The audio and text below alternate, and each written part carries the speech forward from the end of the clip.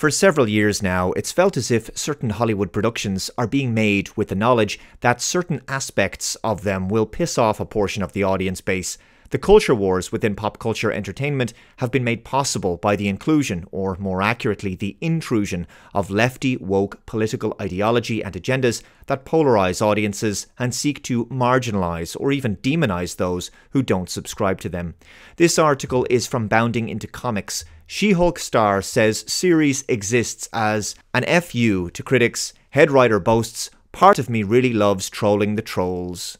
How delightful. Sounds like just purposely alienating a section of fans of the superhero genre who have previously been loyal and paid good money over the years to see the content and buy things like merchandise, for example. Now this section of the audience is being picked on. Why? Why not just produce a series that's aimed at everyone? Well, we'll get to that later. The article continues. To the surprise of absolutely no one who watched even a minute of the Disney Plus series, She-Hulk Attorney-at-Law's lead actress Tatiana Maslany, head writer Jessica Gao and director Kat Coiro have confirmed that the development of the Marvel Cinematic Universe's latest entry was predicated entirely on making fun of their own strawman interpretations of dissatisfied male Marvel fans. The trio provided this insight into their live-action take on the Jay Giantis during a post-season finale interview given to Variety. Speaking first with Maslany, the trade news outlet asked the She-Hulk star how it felt to see said finale, tackled some of the exact same trolling comments that Marvel fans have been making, to which she praised Jessica Gao is a genius and knows about the culture we're living in and her position in it when she's writing these stories about a woman's superhero. She knows what that response is going to be, added the Jennifer Walters actress. As a cast, it was delightful sending each other these troll responses like, "Oh my god, give them a week and then they're going to literally see this pop up verbatim in the show and become the villains of the show." It was thrilling. This is so unbelievably juvenile in my opinion, but actually quite shocking when you think about it, because at the end of the day, the studio should be concerned about this attitude. Let's say, for example, you worked in a corporation and you were deliberately messing with the company's product in order to annoy customers. You'd be understandably and quite rightfully fired. Why not just make a TV series that the entirety of the audience base can enjoy and appreciate? Why deliberately go out of your way to trigger a negative reaction from a section of the audience? It should also be considered that that section of the audience that they're trolling is much more significant than they realize. If I were them, I would be a bit more concerned about that 35% audience score on Rotten Tomatoes, because I think it speaks volumes. Met with a follow-up question of whether or not she was expecting to face the trolls when you signed on for the show, Maslany asserted, "Reading the script, it was so true. There's so much resistance to a woman just existing in the space of superheroes." What utter bullshit is that? That is nonsense. How many female superheroes have we had over the last few decades? Tons. Lots of them that fans love. The only resistance is resistance to dislikable characters, male or female. The protagonist of the series is Jen, who is shallow, narcissistic and condescending, as well as being emotionally brittle. Your anger. Well, here's the thing, Bruce. I'm great at controlling my anger. I do it all the time. But when I'm catcalled in the street... Oh, this has to be a joke. When incompetent men explain my own area of expertise to me, I do it pretty much every day, because if I don't, I will get called emotional or difficult, or I might just literally get murdered. So I'm an expert at controlling my anger because I do it infinitely more than you. Bruce Banner has been through a whole hell of a lot worse than catcalling. Jen is hardly a strong female role model. And to make matters worse, men are depicted in the show as being either arrogant jerks or weak betas. I agree with the critical drinker. It's hard not to get a sense of spite against men in this series, as if the writers are projecting their own hang-ups onto the characters. Let's continue. "There's always going to be that," she added. "I sort of anticipated it. It's why I also feel it's important. There's such an entitlement to space held by certain people, and to even exist as She-Hulk is like a FU, and I love that." Talk about believing your own press. The show is garbage. It's not going to be remembered as some groundbreaking television that broke some imaginary glass ceiling. Anyway, I'll skip ahead in the article to the bit about Gao. Further questioned as to how it felt to accurately predict what the trolls would be saying, Gao declared, "Our writer's room opened 3 years ago. The fact that we were able to predict what the reaction was going to be, while a lot of the trolling comments were going to be, really shows how very tired and unoriginal these trolls are. That really tickled me because the little troll that lives inside me really loves trolling the trolls," she said.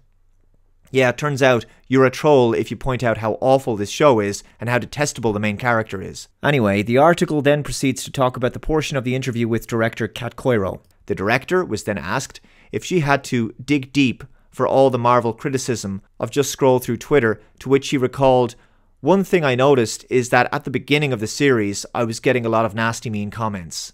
As it's gone forward, that has stopped," she noted. "I think it's because now they realise when they target us, they're playing directly into our hands."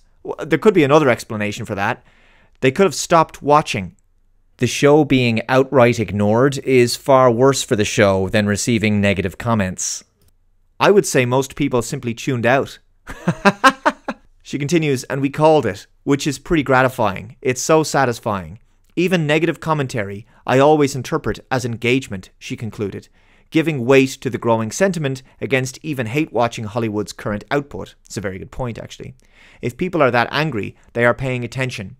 Yes, and if they are no longer talking about your show, it means they're not paying attention. Let's see how Season 2 goes, I suppose. I look at all of it as positive. The Bounding Into Comics article concludes with, "The full run of She-Hulk Attorney-at-Law's pointless, spite-driven first season is now streaming on Disney+. The fact that they have the luxury of looking at genuine negative criticism and audience backlash as positive really speaks volumes again, because it shows us that there's no true meritocracy in Hollywood. Rubbish can be churned out, and when the audience expresses their discontent with the product, the people who made it can just claim that, you know, haters gonna hate, male trolls are trolling. There should be absolutely no way this show gets a second season." What I actually think this speaks volumes to is that these writers do not possess the talent to produce a high-quality show that stands on its own creative merits. They cannot make a good product that would draw a large audience by itself, so instead, they bait a section of the audience base whom they know they can get a reaction from. And at least that way, if someone's talking about the show, even negatively, well, it's eyeballs on the product, right? So they troll them by inserting certain story elements they know will annoy them and thus generate hate views. Is this what it is to be a successful Hollywood writer? That people are talking negatively about your product and watching it ironically?